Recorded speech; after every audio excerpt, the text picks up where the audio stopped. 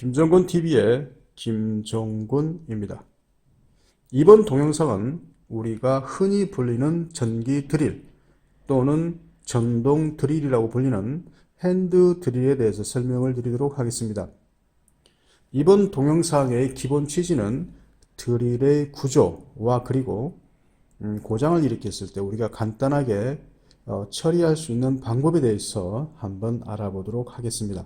8개의 피스를 푼 다음에 가볍게 카바를 여시게 되면 지금 영상에서 보시는 바와 같이 이런 구조로 되어 있는데요. 플러그를 꼽게 되면 220이 들어와서요. 220이 이 부분이 지금 스위치죠. 이 동그란 부분이 토크를 조절하는 부분이고요. 그리고 이 부분이 정력 회전, 그리고 이 버튼을 누르게 되면 이렇게 스위치 역할을 하도록 되어 있습니다. 스위치의 접점을 이렇게 스위치를 당긴다는 것은 한 쌍은 코일로 바로 가고요. 한 쌍의 스위치 역할을 한다는 것이죠. 이 RPM은 이 돌리는 노브에 의해서 저항에 의해서 전류를 조절해서 RPM, 즉 회전수를 조정하도록 되어 있습니다. 이 전동기는 소위 말하는 만능 전동기입니다. 만능 전동기라는 것은 직류와 교류를 약간만 변형을 하면 다 사용할 수 있는 그런 드릴이고요. 그런 회전체고요. 그 다음에 이 모터의 가장 장점은 RPM, 즉 회전수가 엄청나게 높다는 얘기입니다. 교류 발전기, 삼상 발전기, 즉 유도 전동기들은 그 각 코일에 120도씩 감겨진 그 코일의 회전 자장을 이용하기 때문에 공극이라는 부분으로 자족이 가기 때문에 슬립 현상이 있고요. 유도 전동기의 RPM은 3600 RPM을 넘을 수가 없습니다. 슬립 현상 때문에 그렇죠. 하지만 지금 본 동영상에서 보는 이 드릴은 2만 RPM까지 올릴 수 있는 만능 전동기입니다. 그러면 이 만능 전동기가 어떻게 해서 2만 RPM까지 회전수를 가능하느냐? 그것은 바로 이 정류자에 있습니다. 네, 오늘 이 영상은 구체적으로 이론을 논의하자는 자리가 아니기 때문에 이론은 간단하게 설명을 드리도록 하겠습니다. 지금 이 바깥 부분이 고정자고요. 이 안에 부분이 회전자죠. 이 회전자는 이 정류자의 각각 하나하나의 슬롯에 연결이 돼서 정류 역할을 합니다. 여러분 생각하실 때 발전기의 역발상이다 이렇게 생각하시면 되겠죠. 그래서 이 정류자에 의해서 결론적으로 이 회전기는 직류 전동기와 같은 원리로서 굉장히 높은 RPM을 낼 수 있는 구조로 되어 있습니다. 자, 그 다음에 이 부분이 회전기 부분이고요. 그 다음에 이 부분이 쿨러 시스템이죠.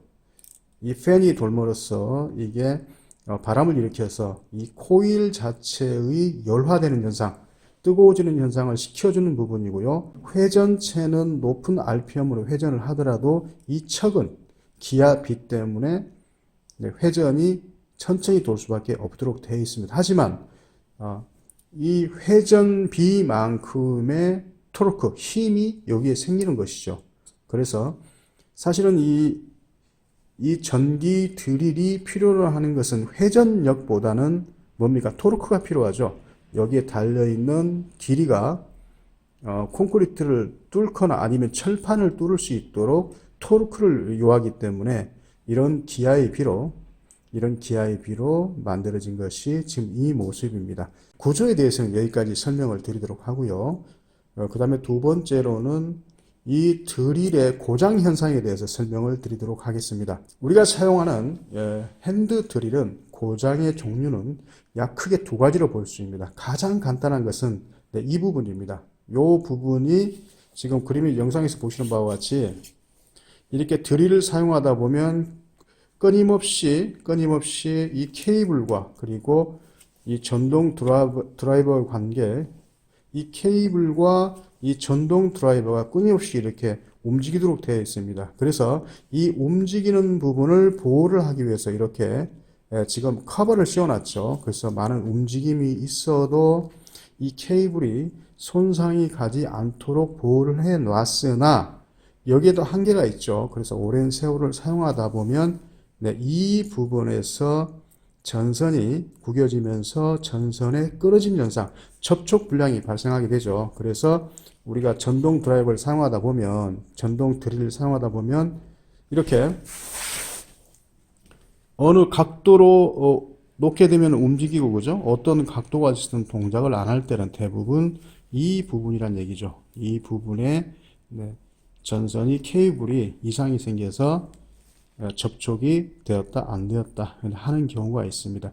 이 부분에 대해서 수리하는 방법을 말씀을 드리도록 하겠습니다. 연결 부분의 볼트를 풀어 주시기 바랍니다. 연결 볼트의 볼트는 이 두 개의 볼트는 이 잭이 움직이지 않도록 고정하는 장치이기 때문에 나중에도 그대로 여러분 물려 주셔야 됩니다.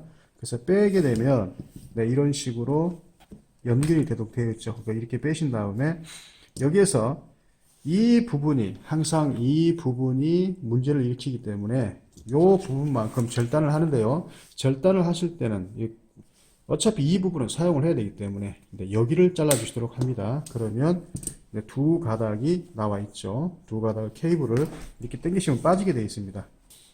그리고 여기 잘려진 부분 있죠. 여기 잘려진 부분을 이렇게 빼시게 되면 이렇게 빠지도록 되어 있죠. 그러면 대부분 이렇게 연결됐던 부분이 고장의 종류가 많습니다. 그래서 이 부분을 약 접혀졌던 부분만큼 잘라내게 됩니다. 이렇게 이 부분을 잘라내시고요.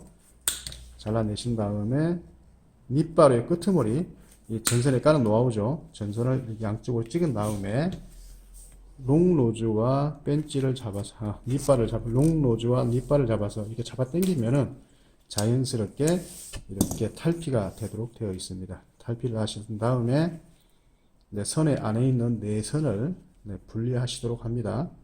내선을 분리하신 다음에 그 다음에 피복을 절단을 해 주시고요. 그 다음에 여기서 중요한 게 먼저 여러분들께서는 이 카버를 항상 끼워 두셔야 되겠죠. 어떤 때 보면 이 카버를 끼우지 않고 연결을 해서 다시 한번 끊어서 연결하는 경우가 없지 않은데요. 이런 식으로 카버를 연결해 준 다음에 이 케이블 보호 고무를 이렇게 연결해 주신 다음에 여기를 한번 끼워 보십니다. 이렇게 되면 이 부분은 이제 전선이 새거나 마찬가지죠. 그 다음에 이렇게 해주신 다음에 여기를 연결을 해 주셔야 되겠죠. 그래서 연결을 해 주실 때는 물론 교류기 때문에 극성은 없습니다만은 원래의 색깔대로 연결을 해 주시면 좋겠습니다. 연결을 해 주실 때 와이어 커넥터를 써도 좋고요. 납땜을 하면 더 좋겠죠. 연결을 하실 때 납땜을 하시게 되면 더 좋습니다만은 여건이 허락하지 않으면 그냥 테이프만 감으셔도 상관은 없겠습니다. 하지만 중요한 것은 전기의 내선 규정 아시죠? 전선을 연결할 때는 20% 이상 절연 강도가 떨어지지 않아야 되고요. 그 다음에 80% 이상 그 절연 강도를 유지를 해줘야 된다. 이런 규정이 있죠. 그래서 같은 선의 색깔대로 이렇게 전선을 묶어줍니다. 그 다음에 이 부분도 이렇게 전선을 묶어준 다음에 두 선을 연결한 다음에 그냥 테이핑을 하셔도 무방은 하겠습니다만은 납땜 인두가 있을 때는 납땜을 해주시게 되면 좀 더 완전한 연결을 할 수가 있겠습니다. 그래서 저는 항상 납땜을 하시기를 권장을 드립니다. 모든 전기 작업은 이렇게 연결을 했을 때 납땜을 하게 되면 완전하게 결속이 되고요. 오랜 기간 동안 전기 제품을 사용할 수 있기 때문에 이렇게 납땜을 하시기를 항상 권장을 드립니다. 적당한 길이로 잘라줍니다. 적당한 길이로 잘라준 다음에 테이핑을 하시도록 합니다. 전기 테이프를 사용을 하실 때는 우리가 평소에는 작업을 하실 때는 장갑을 사용하지만 전기 테이프를 사용을 하실 때는 장갑을 벗고 사용을 하시는 것이 훨씬 세밀하고 정확한 작업을 하실 수가 있습니다. 그래서 다른 작업은 손을 보호하기 위해서 항상 안전장구인 장갑을 끼고 작업을 하시되 전기 테이프 작업을 하실 때는 이렇게 장갑을 벗고 작업을 하시게 되면 좀 더 세밀하고 그리고 양호한 절연을 우리가 얻어낼 수가 있습니다. 그래서 다른 작업을 하실 때는 안전장갑을 착용을 하시고요. 그리고 이렇게 세밀한 전기 테이프 작업을 할 때는 장갑을 끼고 하시는 게 아무래도 전기 테이프 작업하는데 유리하다라고 할 수가 있겠습니다. 자, 그러면 이제 부착만 하면 되는데요. 전기 테이프를 다 감으시고 났으면 스위치 밑으로 나중에 카버를 닫았을 때 전선이 잘 들어갈 수 있도록 이렇게 케이블 보호용 튜브를 한번 이렇게 껴보십시오. 껴보시고 난 다음에 카바를 한번 닫아 보십시오. 혹시 걸리는 데가 없는가? 이런 식으로 카바를 닫아서 걸리는 데가 없다라고 확신이 들면 다시 카바를 여시고 이 전선을 움직이지 못하도록 이 고정 쉐들이죠. 쉐들이라고 부르면 될지 모르겠습니다. 우리가 전선관에 있어서 전선을 고정하는 것을 쉐들이라고 하는데요. 고정 패드라고 할까요? 네, 쉐들이라고 하기는 그렇고요. 이 고정 패드를 이렇게 돌려서 완전하게 고정을 시킵니다. 그러면 지금 이렇게 드릴과 케이블의 연결은 이제 새로운 케이블, 새 케이블이나 다름이 없죠. 그래서 케이블에서 문제를 일으켰다라면 아마도 복구가 될 겁니다. 자, 한번 당겨 보시면 움직임이 전혀 없죠. 그래서 카바를 닫았을 때 걸리지 않도록 잘 이렇게 마무리를 하신 다음에 카바를 닫도록 합니다. 네, 이렇게 해서 사용을 하시게 되면 사용 가능하시게 되고요. 자, 다음에는 이 케이블에는 이상이 없다. 뚜껑을 닫아서 동작을 시켜 봤는데도 동작이 되지 않는다. 결론적으로 이 부분의 문제가 아니고 다른 쪽의 문제다라고 생각됐을 때는 두 번째로 우리가 의심을 해봐야 되는 부분이 이 정류자에 연결된 양쪽의 브러쉬입니다. 그 다음에 우리가 해야 될 것은 이 브러쉬를 교체해 보는 건데요. 이 브러쉬 교체가 의외로 생각보다 어렵지 않습니다. 그래서 분해를 해서 브러쉬를 교체하는 방법에 대해서 알아보도록 하겠습니다. 두 번째로 고장을 많이 일으키는 부분이 이 부분이죠. 이 부분에 정류자의 위아래 180도로 연결된 이 브러쉬, 전기를 공급하는 이 부분이 브러쉬들이고요. 이 부분이 브러쉬들이고요. 이 브러쉬는 안에 있는 카본, 마치 연필심처럼 생긴 부분에 의해서 이 공국들은 지금 전부 다 코일에 연결되어 있죠. 아마추어의 코일에 연결되어 있는 하나하나의 슬롯에 연결된 이 부분과 그리고 위아래의 브러쉬가 이 카본에 의해서 연결되는데요. 이 카본은 부드러운 흑연입니다. 연필심이라는 얘기죠. 결론적으로 얘네들은 수명에 한계가 있다는 얘기입니다. 왜? 닳아지기 때문에. 그래서 얘들은 소모성입니다. 그래서 이 전기 드릴은 위아래 브러쉬의 카본이 어느 정도 닳고 나면, 닳아지게 되면 동작이 일정하지 않거나 아예 동작을 안 하는 경우가 생기게 됩니다. 그래서 이 부분의 카본은 소모성이다. 언젠가는 교체를 해줘야 된다. 그래서 우리 가정에서 많이 사용하는 전기 드릴은 이 부분, 코드 부분 아니면 이 브러쉬 부분이다. 그 외의 부분은 우리가 손댈 게 없습니다. 손을 댈 수가 없고요. 그래서 이 브러쉬가 어떻게 생겼는지 좀 더 바깥으로 인출을 해서 교환하는 방법을 말씀을 드리도록 하겠습니다.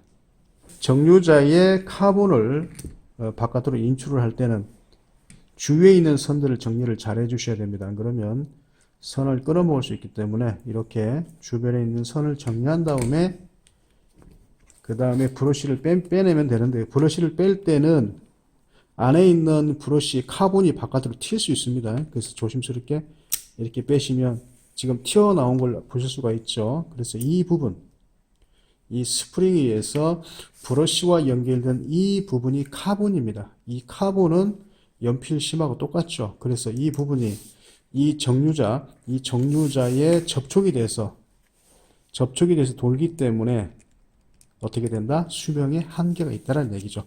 자, 카본 위에 걸 뺐죠. 다음에 밑에 거를 카본을 빼보도록 하겠습니다. 밑에 거도 니바로 붙잡고 가볍게 위로 당겨 내시게 되면 네, 이렇게 네, 카본이 나옵니다. 이 카본을 두 개를 들고 가셔서 공구상에 가시면 좀 큰 공구상에는 이 카본이 있습니다. 카본을 들고 공구점에 가셔서 달라고 하면 됩니다. 금액이 그렇게 비싸지 않습니다. 그래서 만일 이 카본만 교체할 수 있다면 이 전동 드릴은 또 계속해서 사용이 가능하기 때문에 네, 여러분들 경제 사정과 국가 경제에 많은 도움이 되지 않을까 싶은 생각이 듭니다. 여러분들이 공구상에서 이 카본을 구매를 하셨다면 이제 부착을 해 보도록 하겠습니다. 이 선을 이 브러쉬에 끼우는데요. 이 브러쉬에 보시면 이쪽 부분이 이 부분이 뭡니까? 이 부분이 카본이 들어가는 부분이고 그리고 이 작은 구멍 부분이 이 리드선이 들어가는 부분이죠. 그래서 리드선을 먼저 여기에 넣습니다. 넣은 다음에 이 리드선을 이렇게 움직입니다. 그죠? 움직이는데 결론적으로 이 카본의 스프링에 의해서 고정이 됩니다. 그래서 먼저 딱 끼운 다음에 스프링을 넣고요. 스프링을 넣은 다음에 카본을 이렇게 밀어 넣습니다. 카본을 넣고 나서 이 전선이 잘 들어가 있는가를 확인하셔야 되겠죠. 네, 잘 들어갔네요. 그 다음에 이 구멍에 그대로 넣어주는데 요령이 좀 있으셔야 됩니다. 드라이버 같은 걸로 카본을 이렇게 잡은 다음에 살짝 밀어주시면 이렇게 들어가죠. 그죠? 위에 거도 위에 부분에 브러쉬도 마찬가지입니다. 먼저 작은 구멍에 이렇게 전선 커넥터를 끼운 다음에 그죠? 플러그를 끼운 다음에 이 부분에 카본을 넣도록 합니다. 카본을 넣으신 다음에 네, 카본은 가로 세로가 있죠. 카본을 자기 방향을 찾아서 넣도록 합니다. 그 다음에 손을 양 끝에 잡고 양 끝에 잡은 다음에 요 부분과 요 부분 구멍에 맞도록 끼우시는데 그죠? 네, 튀어나가지 않도록 네, 조심스럽게 일자 드라이버 같은 걸로 이렇게 잡아주면 되겠죠. 그래서 이렇게 끼우시게 되면 위아래 180도로 브러쉬에 카본이 정확히 들어가 있는 것을 알 수 있습니다. 회전시켜보면 표시가 나죠. 그래서 이렇게 해서 나머지 전선도 이렇게 정리해 주시고요. 여기도 정리해 주시고 그래서 카바를 닫으시면 되겠습니다.